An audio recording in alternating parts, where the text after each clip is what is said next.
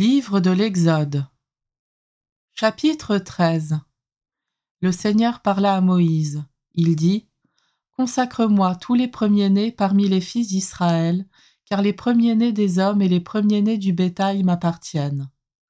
Moïse dit au peuple : Souvenez-vous de ce jour, le jour de votre sortie du pays d'Égypte, la maison d'esclavage, car c'est par la force de sa main que le Seigneur vous en a fait sortir.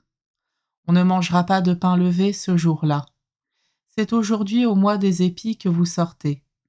Le Seigneur te fera entrer dans le pays du Cananéen, du Hittite, de l'Amorite, du Hivite et du Jébuséen, le pays qu'il a juré à tes pères de te donner, le pays ruisselant de lait et de miel.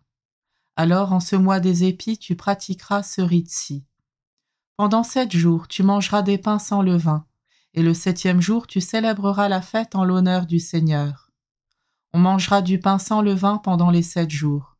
Sur ton territoire tout entier, on ne trouvera pas de pain levé, on ne trouvera même pas de levain. Ce jour-là, tu donneras à ton fils cette explication. C'est en raison de ce que le Seigneur a fait pour moi lors de ma sortie d'Égypte. Ce rite sera pour toi comme un signe sur ta main, comme un mémorial entre tes yeux, afin que la loi du Seigneur soit dans ta bouche, car par la force de sa main, le Seigneur t'a fait sortir d'Égypte. Tu observeras ce décret au moment prescrit, d'année en année. Alors, quand le Seigneur t'aura fait entrer dans le pays de Canaan, cette terre qu'il a juré à toi et à tes pères de te donner, alors tu remettras au Seigneur tout premier-né de sexe masculin et tout premier-né mâle du bétail appartiennent au Seigneur. Le premier-né des ânes, tu le rachèteras par un mouton. Si tu ne le rachètes pas, tu lui briseras la nuque. Mais chez les hommes, tout fils premier-né, tu le rachèteras. Alors demain, quand ton fils te demandera « Que fais-tu là ?»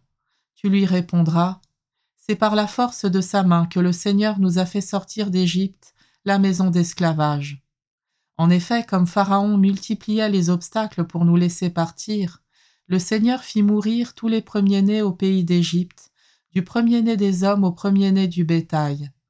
C'est pourquoi j'offre en sacrifice au Seigneur tous les premiers-nés de sexe mâle, mais le premier-né de mes fils, je le rachète.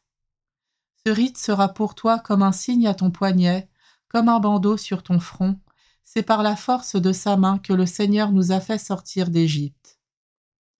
Quand Pharaon laissa partir le peuple, Dieu ne leur fit pas prendre la route du pays des Philistins, bien qu'elle fût la plus directe.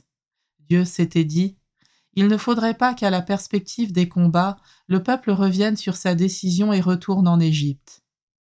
Dieu fit donc faire au peuple un détour par le désert de la mer des roseaux. C'est, rangés comme une armée, que les fils d'Israël étaient montés du pays d'Égypte.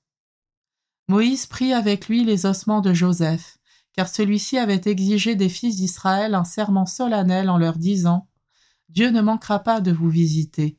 Alors, quand vous remonterez d'Égypte, emportez mes ossements avec vous.